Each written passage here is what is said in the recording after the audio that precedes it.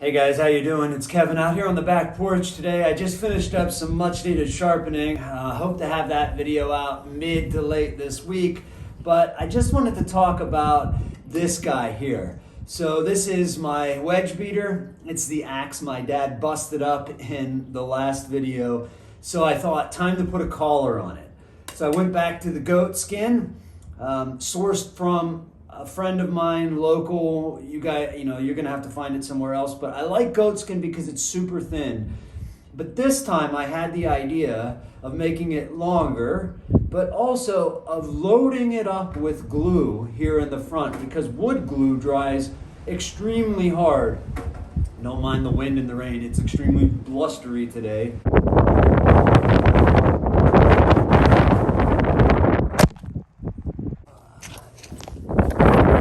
And I had a hell of a time getting this right. In fact, I cut myself when I was doing it, but I did get this collar nice and tight, and it ended up turning out just fine.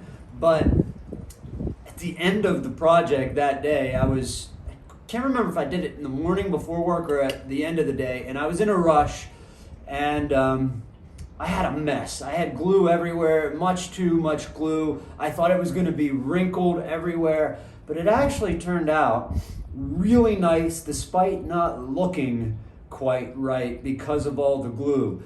I loaded it up with glue here in the front, thinking that the glue will hopefully act as extra protection, right? That's the idea. So that's experiment fail number one. I'll give you guys a closer look at that.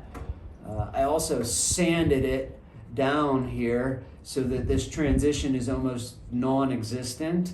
And rather than overlap the back here, I attempted, another kind of fail, to meet up the seam without any overlap. And I more or less managed it, though it's a little rough in a few places. But all in all, it's nice and tight against the ears here. It's solid. It has only one minor wrinkle here in the front, which I could probably sand out or not. We'll see. All right, so this is the other axe I've built over the last couple of weeks. This is gorgeous, really is. This is a custom white oak handle, made or designed after sort of racing handle.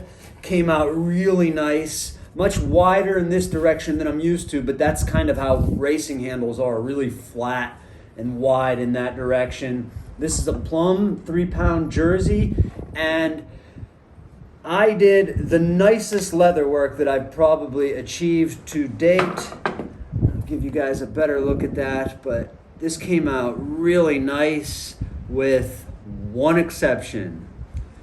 I always have trouble estimating the length of the stems on the buttons or the snaps, and I'm always paranoid that I'm gonna either make them too short, so I always overcompensate. And you can see, as pretty as this thing is, definitely some of the nicest saddle stitching I've ever done.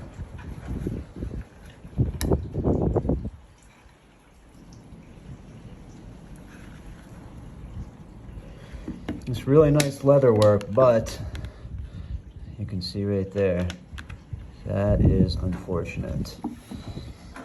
And this thing is semi-polished anyway. Really pretty axe. And then this guy. You can see I was able to get really tight up along there. There's the shitty beater leather work I made. Very first leather work I ever made. Didn't even bother with the extra piece there. Painted it on with a brush. Yuck.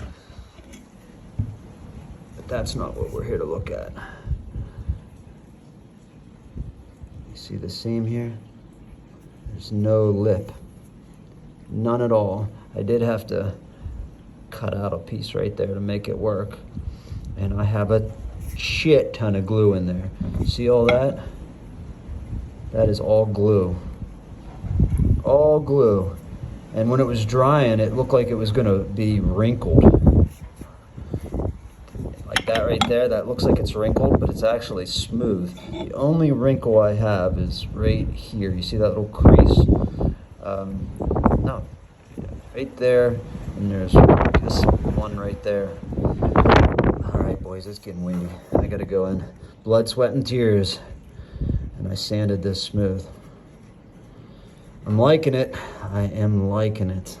Anyway, leather aside, that's not the only problem. So you can see, because I'm an idiot, I put polish on this, and this thing is wicked sharp.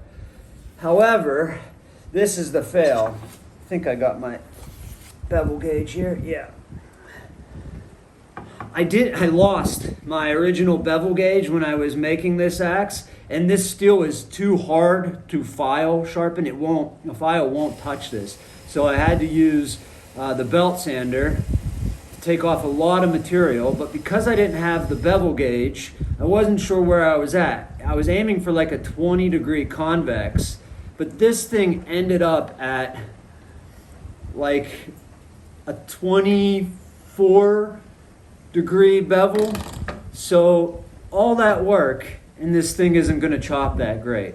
So it just goes to show you, yeah, I knew it was fat, but I didn't know it was that fat.